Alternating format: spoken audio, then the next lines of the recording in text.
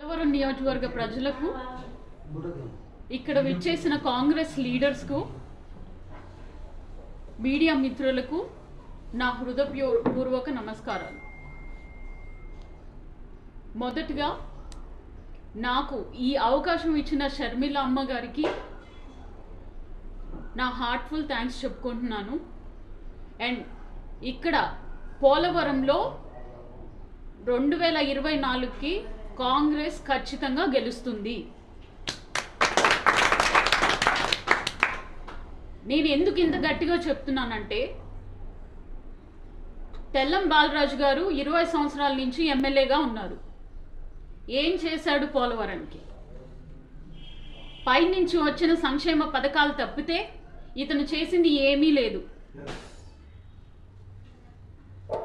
ఇతను ఇప్పుడు సర్వేలు 10 కాదు 14 చేశారు వైఎస్ఆర్సీపీ వాళ్ళు. అన్నిట్లో నెగిటివ్గా వచ్చింది, కానీ అతనికి కాదని కానీ వాళ్ళ ఆవిడికి ఇచ్చారు. ఇప్పుడు మరి అదేం లాజిక్ నాకు అర్థం కాల. ఇతను ప్రజాసేవ ఎప్పుడూ చేయడు, ఎన్నటికీ చేయడు, ఎప్పుడూ ప్రజలకి అవైలబుల్గా ఉండడు. ఇతన్ని ఎందుకు ఎన్నుకోవాలి? నేను చాలామంది ప్రజల్ని చూస్తున్నాను, ఎందుకు మాకు ఈ బాలరాజు ఏమీ చేయడు అని అంటున్నారు. అసలు మనం ఎన్నుకోవడం ఎందుకు? ఏమీ చెయ్యని ఒక లీడర్ని ఎన్నుకోవడం ఎందుకు? మనకి చేసే లీడర్ని ఎన్నుకోవచ్చు కదా. ఇకపోతే మన జనసేన లీడర్ ఎవరో సీట్ ఇప్పిస్తే కానీ, ఎవరో నడిపిస్తే కానీ నడవలేని ఈ మనిషి గురించి మాట్లాడాల్సిన అవసరం కూడా లేదు. సో మన కాంగ్రెస్ పార్టీ ఈ 2024 ఖచ్చితంగా గెలుస్తుంది. గంటాపదంగా నేను చెప్తున్నాను. ఇక పోలవరం నియోజకవర్గంలో నేను గత 6 సంవత్సరాలుగా ప్రజాసేవలో ఉన్నాను. బాలరాజు గారు ఎన్నోసార్లు నన్ను ఇబ్బంది పెట్టారు, ఎన్నోసార్లు ప్రజాసేవకి నన్ను దూరం చేయాలని చూశారు. కనీసం మన నియోజకవర్గంలో 20 సంవత్సరాల నుంచి ఈ బాలరాజు ఉన్నారు, కానీ కనీసం నీటి సమస్య తీర్చలేడండి.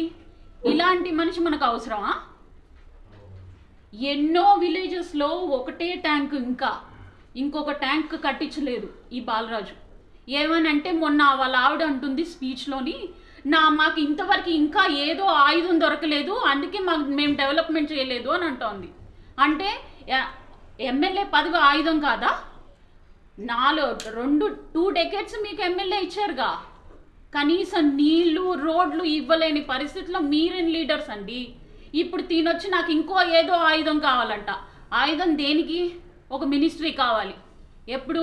మీ ఆస్తులు పెంచుకోవడానికి కావాలి, ప్రజాసేవ చేయడానికి కాదు. మీరు ప్రజలు ఎప్పటికీ అందుబాటులో మీరు ఉండలేదు, ఉండరు. అందుకే 2024 ఖచ్చితంగా కాంగ్రెస్ వస్తుంది.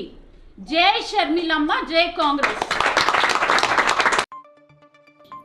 నేనొక నిజం, జరిగే యథార్థాల అగ్ని పర్వతం.